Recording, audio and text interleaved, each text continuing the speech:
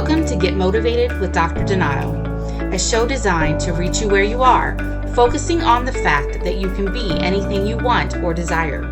All you have to do is get motivated. If you need a challenge in your life, then look no further. Get Motivated with Dr. Donato starts now. Hey everyone, welcome back to Get Motivated with Donato. That's me, Donato. And I've got a special guest here today with us from Reset and Relaunch by Becoming, our new latest book here. I encourage everyone to go out and get a copy of it. And Sanjuana Robinson, welcome. Hey, how are you? I'm doing well. How are you? Blessings. I'm good. All right. So what I like to do with everyone is just ask us a simple little question, an icebreaker question. If you Okay. could meet anyone past or present, who would it be and why? Um, well, I have a couple of people that I would love to meet. Um, Bishop T.D. Jakes. Oh yeah. I met Tony Evans. I actually spoke with him and took pictures and stuff with him. It was Nice. just lovely. Um, Juanita Bynum. And why is because they brought me through that it was a dark place in a time of my life, that when I was in prison, and with a ministry, it helped me through a lot of things and overcome a lot of things. So that is the reason why I would like to meet them, those that I have not met as of yet. But yes, they walked me through some things. They helped me walk down that time that I did in federal prison in Ellisville, Alabama. Okay. Excellent. Yeah, I mean it's always good to like have that Yes. motivation from somebody, right? To get that word into you, to inspire you, to encourage you with whatever it is that you're going through, right? And you And know what, John Gray as well. I have John Gray down in my on my list. John Gray, okay. uh, Pastor John Gray. He also um helped me through some time as well. Nice. Yeah, I mean that's what we all need, right? We need some hope and encouragement. I encourage everyone always to, get a mentor and to have several, right? Because there Correct. might be different areas of your life that you're interested in, and I think all of us should have men, women, and different ethnicities that we can listen to because everybody comes from a different background, right? We can Yes. always learn something from everyone. Yes. So one of my mentors is Les Brown. Another one's, John Maxwell. I mean, there's tons of them, and Yeah. and different people that I listen to for different things. Mm-hmm. So that's great. So with this show and everything in mind, this is our time and our format, right, to motivate Yes. people. So from your perspective, what does get motivated mean? What get motivated means to me is getting some things together, um, getting things in alignment, in position, in order. That's what it means to me. That's what sticks out to me. Um, what it means to me. Um, Getting in alignment of what you're trying to do, for as setting goals, getting things in order. Yep. That's what that means to me. So figuring out that plan, that purpose that Yeah, God has for you, right? and writing it down. Yep. Getting all Uh, the ducks in a row, getting a plan there together. a lot of things that I did was because I never did a vision board Yep. ever. Um, that was one thing that I done while I was in prison, so that motivated me. Um, Nice. it was things that God gave me from prison to CEO. And I brought that vision board home with me, and that's most definitely what he's been doing. From prison to CEO, God has took me a long way. In these last 3 years, I couldn't even imagine that I will be here today, where I'm at today. And so, setting the goals, writing the vision, and making it plain. That's what's called getting it together to me. Mm-hmm. And that's what I was doing while I was in prison. I was setting goals and setting a lot of things and putting it in place. And so that's what that means to me. That's excellent. Yeah, I like your little phrase there, from prison to CEO too. I mean, that's quite the testimony right there, I would say, and that's the thing, like, God did the work in you, right? Yes, it is. So, there's a lot there to talk about, but in your chapter you talk about making the wrong or bad decisions. Can you Yeah. elaborate on some of that? Well, I actually grew up in a toxic home. Uh Drugs. They went on drugs, they sold the drugs. Um, Gambling, a lot of partying. And so as I grew up and got older, I started making a lot of wrong decisions. But it was for a good cause. But they was wrong decisions. I had 5 children at that time. Mm. And so during that time, that season, I didn't have nobody to help me. And so I had to do, I actually had one vehicle at the time. I had one vehicle and we was finna be homeless. I took that one vehicle and pawned that vehicle. And I came up with a plan. And that plan, when I got ready to go get that one vehicle that I pawned it, I actually had 3 vehicles paid for in the yard. Well, So the wrong decisions was to take care of my children. I wasn't getting any help. I was reaching out to the fathers and asking them for the help, and didn't nobody want to help me. And they was like they didn't have it, so I had to do what I had to do to make sure me and my kids weren't homeless. We didn't go into a shelter. So those was a lot of bad decisions that I made, but for a good reason, a good cause. So my kids wouldn't go in foster home and they wouldn't grow up separated.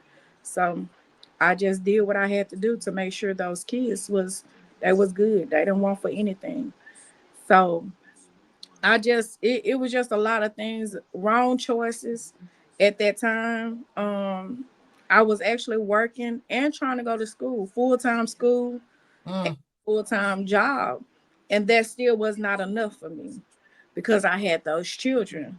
And so I went to the fathers and asked, can you help me? I need money for babysitter. I need this and this. And they was like, no. So I had to do what I had to do to make sure those kids. So I was still trying to work and go to school at the same time when I started doing selling drugs and stuff, but that was getting in the way of my hustle. And so I had to quit them, the both of them, because the money would start coming fast then at that time. And so it was looking good. The kids didn't want for nothing. I ain't have to ask nobody for anything. And I just went straight forward, dive straight in. And so after that, it was a lot of bad choices I made. And so we be thinking that we get away with stuff. right. And so it came back to bite me. So when it came back to bite me, a lot of people thought, oh, she done got in trouble. But they didn't know this was things that I had been fighting for years. And so in 2009, the state had picked some charges up, some scheming. It was financial identity fraud. It was identified the government. It was a lot of different charges. It was a lot of us got arrested. And so during that time, um, they didn't have enough evidence. So I was like, because I was tired. God know I was tired. I was going to him. I was seeking. I was telling him I was tired. But when we tell him we tired, I didn't know that you got to be very specific in how tired you are. Because if we're not being specific in telling God, okay, I'm tired, but don't send me to prison. You see what I'm saying? I'm saying I'm tired, but I'm not being specific because I didn't know at that time. And so I didn't know how to pray like that during that time. And so when I was saying I was tired, a lot of people were trying to rob me because I was getting some money. I started getting money. I was They called me Boss Lady. That was my nickname in the streets. Sometimes they still call me that. But that was my nickname, Boss Lady, because I was getting that money and helping everybody around me. And so I just did what I had to do to get the money and make sure me and those kids were straight. And we didn't want for anything. We didn't have to ask nobody for nothing after that. I didn't have to call no daddies because I was their mom and dad. Y'all not trying to be in their life. Don't worry about it. And I even tried to go to them. But in 2010, the state dropped the charges. And I was like, well, Lord, I'm finna move.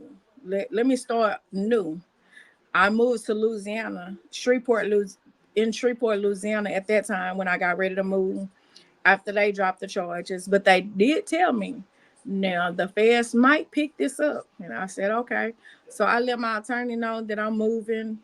Well, years done went by, 2013, the feds came. Really? Yes. And so I wasn't doing nothing. I still here and there would get some money, but I was not doing anything like I was. I would only go and do something once a month to give me some money. And that was it. That was all once I moved to Louisiana. But how you know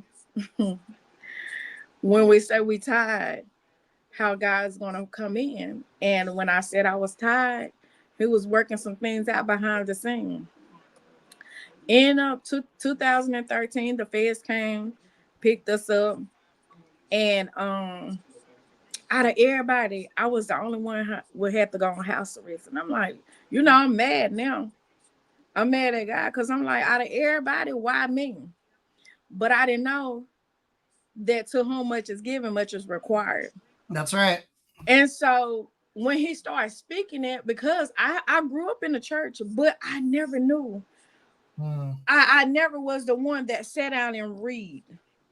I always, when I spoke about the word, I always spoke what my pastor said, what this pastor said, what this teacher said, what that teacher said. But I never could tell you what the word said on my own because he studied to show you thy own self approval. But I never did none of that. Yeah. So when he made me sit down, he made me sit down. He had to renew some things. He had to change my mind. He had to change my mind frame. He had to change the way I was thinking, because if he had not came and got me in 2013, I actually had a mind frame of I'm finna be queen pin. I was going to get this, and this, and I was going to be a queen pin. I don't know if you done seen the queen that sold all the drugs and she was over the drug force. The yes, it big drug dealer. She was a big drug dealer. And that was my mind frame until God set me down in 2013. And so he had to sit me down to get me to where I am today. If he had not did that, I probably would be still in prison. To be honest with you, everything that I did, because I didn't get caught doing everything that I was doing. And I didn't get caught doing that. People told they didn't catch me red-handed doing it. God allowed them to write a statement on me. This how our Father worked. This how he operates. They didn't catch me in the bank getting nobody money. They didn't catch me here getting. They didn't catch me doing that. God allowed them to write a statement on me, and I went to prison behind a statement that they wrote. You hear what I'm trying to tell you? So this is how our Father operates, not because they caught you doing it, caught you red. When you say you tired, we got to be very careful about when we say we tired. We got to be specific. I didn't know to say, Lord, I'm tired, but I don't want to go to prison. I didn't say that. You see what I'm saying? I said I'm tired. I'm tired of looking on my shoulder. I'm having to carry guns. All of this. But I'm gonna tell you the goodness of our Father, our Heavenly Father, Jehovah Rapha, Jehovah Nissi. I am the I am. He didn't give me what I supposed to been serving, because That's I right. supposed to be still in prison today. He only gave me what he felt like I deserved. That's the time he gave me. I supposed to be still in prison today for everything. I was jumping state selling drugs. You see, I never got caught doing none of that. He covered me even in my foolishness, even in my mess. So that's why people don't understand, and they trying to figure out how I'll get here. How did I get here? That's what I was writing about. How did the reset and relaunch? How did I get here where I am today? Because he had to sit me down. I never wrote an essay paper a day of my life. Even in school, I skipped school. Who going to school? I ain't going to school. I skipped. I dropped out in the 12th grade. I wasn't studying school. I was trying to do everything but go to school.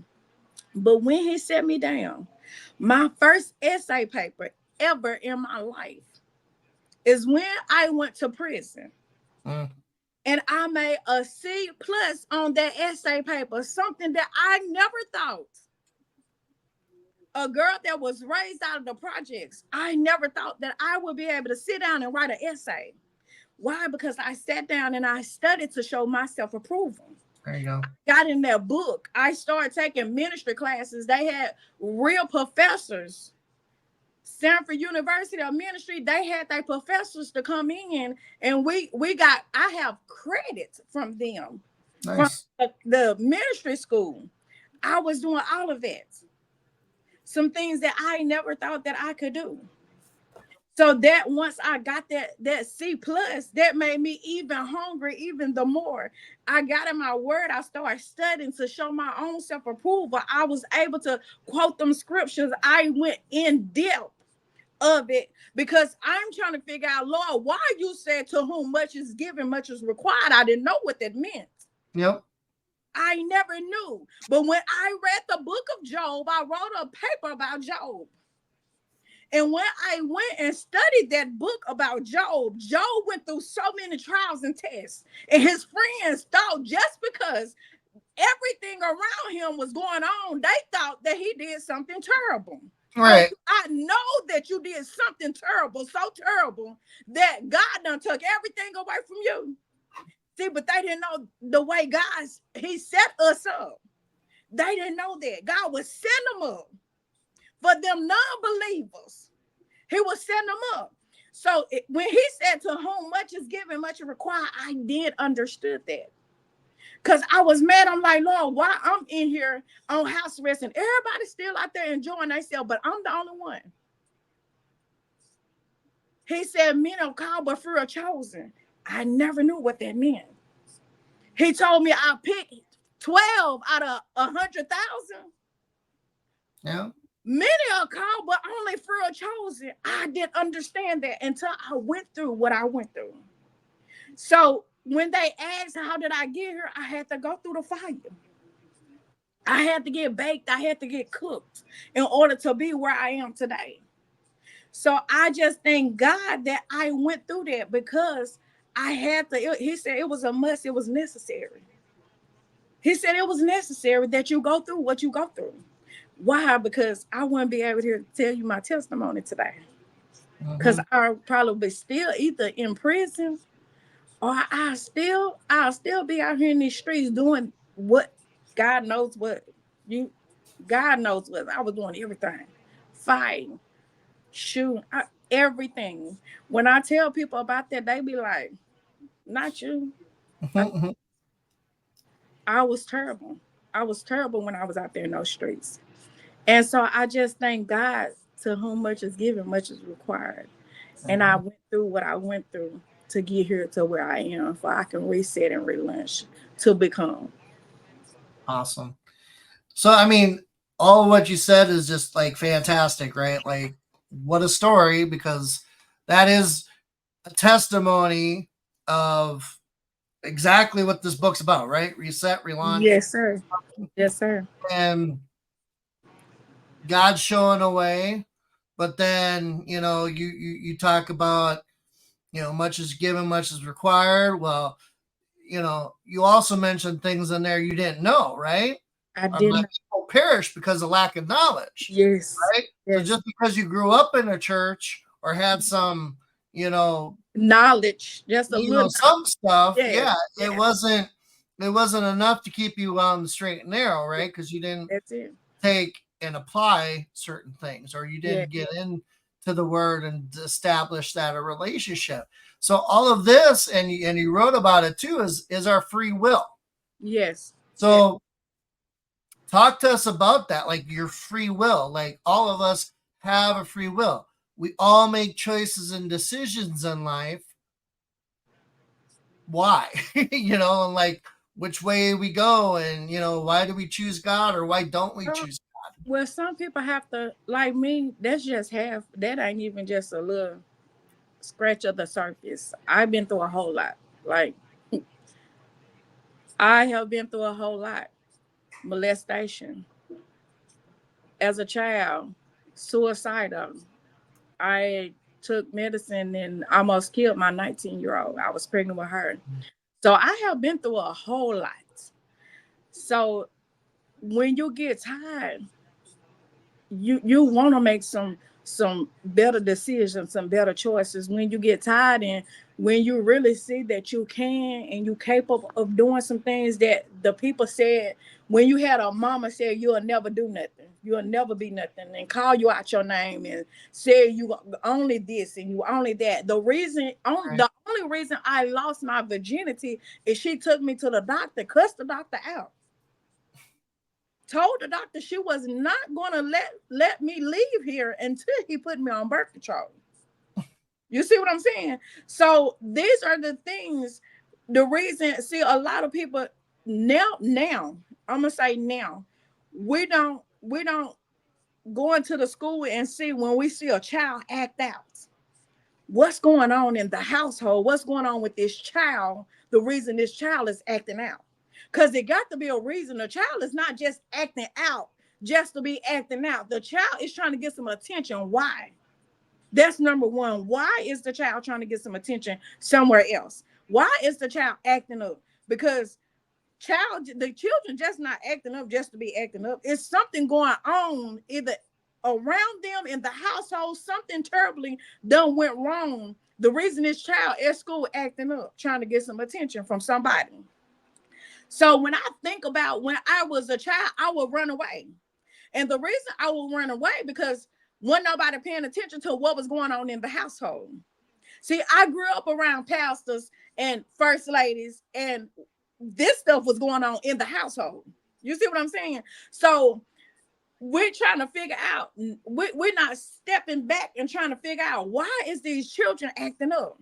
See, a lot of people didn't know. So when I tell them, y'all didn't understand why I was doing what I was doing, it's because of the environment, the toxic environment that I grew up in. I would run away from home. I would go over to my auntie them house and beg them, plead and beg them, don't let me go back. They would turn around, take me back to my mama's house, and I would get beat again and get called out my name. Not with just a belt. I would get beat with bats, brooms, whatever she could get her hands on. You see what I'm saying? So it got to be something going on in the household for us to be acting out. Yeah. And we done lost our way. We actually, the system is failing our children. Why? Because we're not paying attention. So when you get somebody like me trying to figure out what happened, what went on, that's what went on behind the scene. Because what goes on in the house, don't go out here telling nobody what goes on in our household. What goes on in the household, stay in this household. See, that's what's wrong with a lot of us my age now. Why? Because some lost their identity and they don't went a whole nother way, and the mom and daddy kicked them out. Oh, we don't want to have nothing to do with you. So now you're trying to figure out what's wrong. What's wrong with this? What's wrong? This is what's wrong. And so a lot of us don't think when we making bad choices. Why? Because we done been through so much trauma that's life. That's what you thinking. So we don't know to let's check renew this mind or another way of thinking. We have to go through something terribly in order to say, oh, ding ding ding. And that's what happened with me. It was ding ding ding. You don't want to go through this no more. You don't been away. I never been away from my kids. So now 6 years. 6 years. If you don't get it out of these 6 years that you don't have to do, 6 years, a light bulb need to be flicking in my head, saying, Sanjuana, not no more. You don't need to leave these children. So as I was going through, God was dealing with me concerning my kids. They some had it, that was going through a whole everything because I was away from them. And so when you think about that, you don't want to. I love my kids to death. And when you out here doing things like that, you don't want to have to leave your kids. So, Lord, whatever we need to do, let's get this together because I don't want to leave here the same. See, I was contaminated the first time because that's my second time going to prison. That wasn't my first time. Mm. You see what I'm saying? See, the first time, the first rodeo, I was in there saying, oh, I'm going out here to do it again. See, but God said, not this time. Mm-hmm. He said, oh no, I got you this time. And so he had to get me and set me down for real, for real. And so I had to renew my mind. I had to renew a new way of thinking, a new talk, a new walk. I was big, I was darker than this. Like he started lighting my skin up. If you just seen my profile picture of the picture that was looking for me, Hmm. they couldn't even identify me. They didn't know who I was when I showed up because God had started doing a whole new thing. And so when they seen me, they didn't even know who I was. Cause he started my facial, everything I started lighting up because my skin was dark, dirty. And so I had lost weight, skin glowing, a whole nother color. I'm talking about it was a whole change. He did a whole transformation. When you say a 360, God had did a whole 360 within me. And so we just got to think about some things and come up with some ways of not failing these children anymore. So they won't end up like I was. Right. So, I mean, you talk about that renewing of the mindset.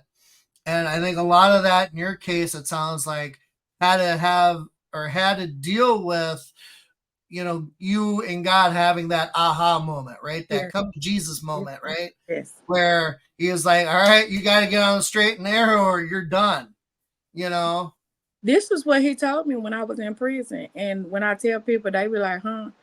But God told me if I go back to that, I wasn't returning back to prison. He said, I'm gonna kill you in your midst this time. You won't enter back into a prison wall. He told me I'm killing you in your midst this time.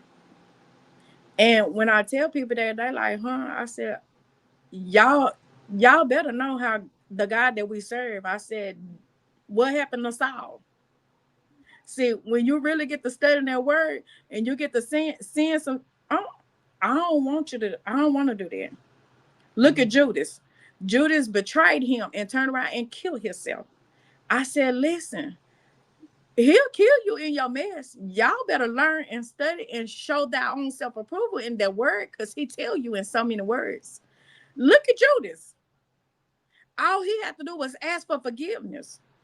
But when he betrayed him, he seen what he had did to the heavenly Father and hung himself. Saul, I said he'll do that. And so when I think about that, I'm like, I dare not to go back to these streets. I have had many people have came to me on many occasions. I'll pay you. You can't pay me to do nothing there. You can't pay me to show you nothing. You can't pay me to tell you anything. No. And so when you renew your mind for real, then you will know, that's not the way I don't want to leave here. The way I want to leave here is them saying, that man changed that girl for real. That's what I want to leave behind. I don't want to leave. She went through that and then came and went back. That's not my mind frame. My mind frame is what legacy is I'm leaving here for the people. That's where I'm at right now. What I'm leaving. If I leave here today, what have I left behind? I have left some things behind. So that's my mind frame right now. I don't have time for the foolishness. When he tell you to get from amongst around them, that and he been speaking that even that's concerning me. Get from amongst. I'm like, Lord, what is you talking about? These are some of these people Christians. Hmm. You hear me? But when you hear your daddy say, get from amongst them, I'm saying, Daddy, I need you to reveal this to me. What's going on? Oh, no, but you don't got to tell me number one time. That's what I'm going to do. I heard you. Yeah. They been getting mad, and I told them, I said, I can't, you got to take that. You can't get mad at me. You have to take that up with God. When he tell me to get from amongst them now, I'm running. I'm not hesitating. So you can be mad if you want to. That's where I'm at. I don't care about nobody being mad at me. Now I used to, but where I am today, I'm telling you what my daddy told me. And if you can't, I don't have to explain nothing. I'm just telling you my time, my season up. That's all I can tell you. And that's it. That's all. Well, that's the thing. We got to listen to the voice of God, right? Correct. Sometimes it's just hard to hear because we're not listening. We're not listening. But if we take the time, Yes. read the Bible, I mean, the Bible alone will speak to you, right? Yes. And then the Spirit of God will come in through you and talk to you and get you on the right path. And yes. that's the thing, like you were talking about, his hand of protection will come off of us if we choose to do our own will. Yes. If we choose to live in sin, if yes. we choose to live a life of crime or whatever else, God can't do nothing about it, right? His hand of protection's off you. But if you shelter yourself under the shadow of the Almighty, right? Yes. Then he is there for you. Yes. Your mind can be renewed because you can have the mind of Christ. Yes. And all of these other things then can come on you, right? Yes. And that's the thing. We gotta listen to the voice of God and heed his word and follow that direction. Right. And then that brings us to where you're at now, because you've done those things. You've actually been called out to be an evangelist. Yes. And to go to the streets to preach the gospel. Not everybody's called to do that, right? You said that a little while ago, Yes. You're called, few are chosen or whatever. We're all called to preach the gospel. Right. Some of us have different, gifts and talents and abilities, but being an evangelist, that's one of the highest ones. Yes. Because you actually have to have some guts, right? To go out on those streets and to preach the gospel. You gotta be bold, and you gotta be willing. And that's the thing. So I mean, speak to us a little bit about that. Well, when I got the call, because God was calling me, but I didn't. There was something that I never wanted to do. Since I was a little girl, I have always told God, I do. Because I used to sing in a choir. I used to usher. I used to do a lot of things. But even during the time that I was going through my transformation, I have always told God, I don't want none of those shoes, because those are big shoes to fill. I have been around many pastors. I have grew up around the pastors. And I told him, I'm like, those are big shoes to fill, Lord. Please don't never. That's nothing I want to do. And after I came home in 2022, in November, my pastor called, and she had called. She was like, Sanjuana? I said, yes. I'm looking like yes on the other end. She said, God told me it's time for you to step up. I said, okay. I'm rolling my eyes, of course, because I still want to be I have always been wanting to be in the background, talking. This ain't what I do. Let me just usher. Let me, set the tables up. Let me do this. Let me do that. But this right here. And so when she called, she said, God told me to ordain you as an evangelist. And I said, okay, because I know what he had been speaking to me anyway. I said, okay. And so when she got ready to ordain me as an evangelist, I had went through some steps and stuff. And once I said yes to the call, he immediately started doing some shifting. And a lot of people think that when you say yes, it's easy. And that's what I teach them. I tell them all the time, just because I make it look easy, it's not easy. Behind the scene, it's not easy because you go through some things. You go through a lot of things with going out here telling about the goodness of God. Yeah. And so once I got ordained in 22, I started going through a whole bunch of stuff. And I'm like, Lord.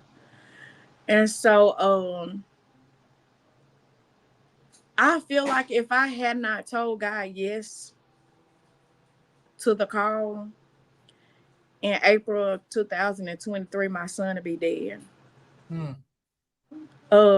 They had a drug overdose. And I always think about this, even when anybody comes to me about anything. I always go to this. And he was laced with fentanyl, ecstasy, and Molly. And the whole classroom, even the teacher, was recording and laughing because she thought it was so funny. And while that was going on, I was saying yes to the cause in Dallas, Texas. I was on a mission for God. Hmm. And because I said yes to the call, my son was dead. You hear me? He started foaming at the mouth. He went unresponsive. They Wow. waited till all this went on.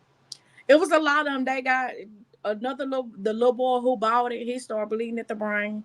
But because I said yes to the cause, Jehovah Rapha, Jehovah Nissi, the great I am, the great physician, the doctor, was there with my child. It took them, we don't know how long it took him to get there, but you start losing oxygen to the brain when you go unresponsive and everything. And he Yeah. was foaming. So, you know, fentanyl is a deadly weapon. That's only to numb you, to deaden you when you're in the hospital going through surgery. And so during that time, I got a call while I was in Dallas, and I said, "Do what?" They said, "Yeah, your son.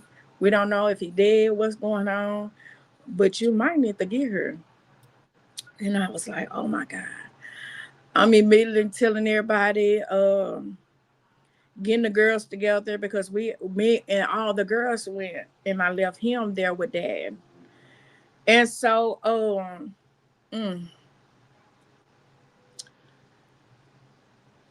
I'm on the phone. The principal of them calling me now, but they didn't call me. I got the call from the students at the school because all the kids love me. So they would call me and tell me what's going on at the school. So I would pop up and they be like, "How you know what's going on?" I'd be like, "Cause the kids called me from the school." Wow. And so I'm getting all the information from the students. They don't even know who had what happened, or nothing. So I'm telling them, no, this who had this and this who had that. You need to do this. This what you need to do. You need to go to this person because this what they calling me for information. I'm waiting down this. Come on now, y'all right there. And keep in mind, they got cameras all around the school. And y'all still having to call me for all this information. And because I said yes to the call, when the paramedics finally came and they stuck him with the pen, he came back to life. Mm. And so when I made it, he was fine. They had to hook him up to IVs, got his body back together. So when I said, Lord, when I get here, I'm gonna sling all this blessing all on him and get the praying these demons up out of him. You know, that's what I did when I made it home. But how many know that a lot of people don't come up out of there? They get to being dysfunctional. They not able to, you know, they we see it all the time walking the streets, and that's how they is for the rest until somebody go and lay their hands on them and get them healed. My son is walking around here today with nothing wrong with him. He healthy. He's functioning in the way he was formed in my womb. That's why I continue to say yes to the call. And so when I get out here and evangelize, I tell the testimony concerning a lot of that happened. And a lot of people be like, wow. And I have a lot of people, he said, when you show up, when you let your light shine, he said he'll do the drawing. And I have a lot of people, even from home, some of the ones didn't even like me. They called me for prayer. People talked about me, stabbed me in my back. They call me for prayer now. Huh. So I just keep that in my forefront of what God has done and where he has brought us from and what he has brought us through. Because if I had not said yes to the call, I really feel in my heart my son will be dead. And so that's why I continue to do what I do. And I'm very that's my passion. I love talking about what God has done and what he has brought us through and what he's doing. I'm telling you, God has been doing some mind blowing things for me that our eyes have not seen, nor ears have heard. Because he said our thoughts are not his thoughts, and our ways are not his ways. And Yep. he just been doing amazing things because I said yes to the call. Because I said yes. And I'm just thankful. I'm just thankful every day. Because every time I think about it, like I just went from a $660 car note, you hear what I'm trying to tell you, to going and walking off the car loan on the 8th week of my fasting. Do you hear me? Hmm. With a zero car note. So I'm telling you, when we say yes to the call and put ourselves and get in alignment and position of what thus said the word, reset and relaunch it to become her. See, when I realized that I was her, I became her, I believed in her, and I am her now. That was my thing when I was in prison. She believed she could, so she did. That was my thing in prison. So this reset and relaunch to become by becoming, that was something that I had. This is something that I had to become because I didn't know that she even existed. Hmm. Yep, I but God knew. he God did. already had it planned out. Yes, yes, yes, yes. He, All right. Well, hey, it's been great having you here with us today. yes, I mean, such a wonderful testimony and things and all the stuff that God's doing in your life. Again, I encourage everybody to get yes, the reset and relaunch by becoming book. There's so many good testimonies in here. So many moves of God, and that's what this is all about, right? To reach out and yes, to, you know,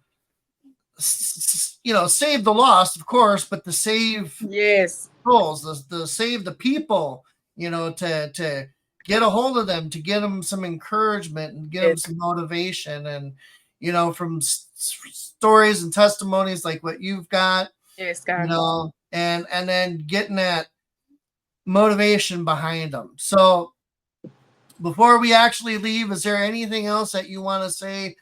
To just get people and get them motivated and tell them that there's still hope. If you just believe, there is hope. God is doing some amazing things. If we just get focused, get in alignment, and those that need to reset and relaunch by becoming, there is a brighter and a greater future ahead of us if we just believe in ourselves, if we can see us. But first, we got to look at the man in the mirror. We first got to look at the man in the mirror. See, we be so busy focused on. See, I was mad because they told on me. But when I realized the reason why he allowed them to do that, so I can become her. And so if we just, when we dream, believe it. We got to believe. Still be so busy putting God in this little old bitty box. Yep. But God, he's not in a little old box. He's a man that own over 1,000 of Calvaries, of hills on the hills. And so I'm just I just have to stay focused and continue believing in her because she and he exists. Know that. And remember to write the vision down and make it plain. There you go. Write the vision down. When he give it to you, write it down and make it plain. And so y'all be encouraged on purpose, with a purpose, for the purpose, because we was born for a purpose.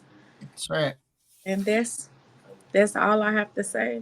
All right, Sanjuana, I appreciate you. Thank you for being here. And, that's the thing, right? We all need to get up off the couch and get motivated, get out there and do something. And until next time, everyone, be blessed. Follow Dr. Donato on Facebook and LinkedIn at Donato Parisi, or go to donatomotivates.com. Remember, you can be anything you want or desire. All you have to do is get motivated.